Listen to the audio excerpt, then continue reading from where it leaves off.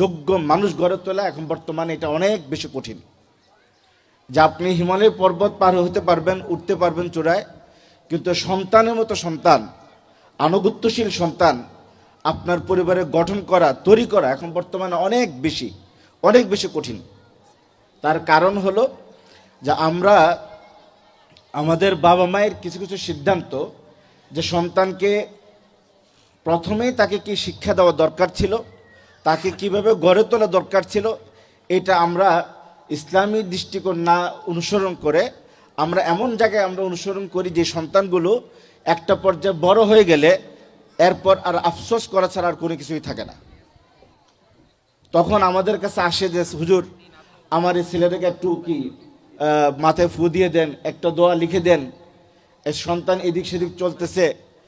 মূলত আপনি তো ওই জায়গায় আপনার সিদ্ধান্ত ভুল নিলেন, যেখানে আল্লাহ রাব্বুল আলামিন বলেন যে আমাদের এই যে রফিক উস্তাদ তিনি একটাকে বললেন যে আল্লাহ তাআলা কোরআনের মধ্যে প্রথমে শুরু করলেন ইকরা বিসমি রাব্বিকাল্লাযী খালাক, অর্থাৎ লেখাপড়াটা শুরু হবে আল্লাহর নাম দিয়ে, দিন শিক্ষা দিয়ে, বিসমি রাব্বিকাল্লাযী খালাক।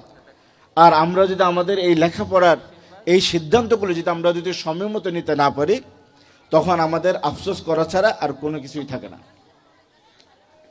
আমরা সফলতার মানদণ্ডটা হিসাব করি এইভাবে যে আপনার সন্তান যখন A+ পায়, আপনার সন্তান যখন লেখাপড়া শেষ করে ডাক্তার হলো, ইঞ্জিনিয়ার হলো এবং ব্যারিস্টার হয়ে গেল, তখন আমরা এটা বলি যে আমার সন্তান সফল।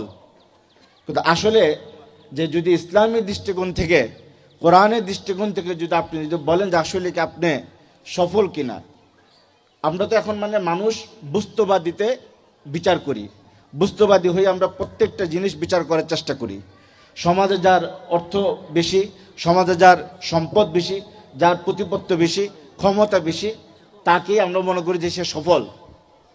অথচ আল্লাহ রাব্বুল আলামিন বলেন না, আল্লাহর কাছে সবচেয়ে বেশি সম্মানিত সেই ইন্না আকরামাকুম ইনদাল্লাহি আতকাকুম, সবচেয়ে বেশি যে তাকওয়াদারী সে আল্লাহর কাছে সম্মানিত।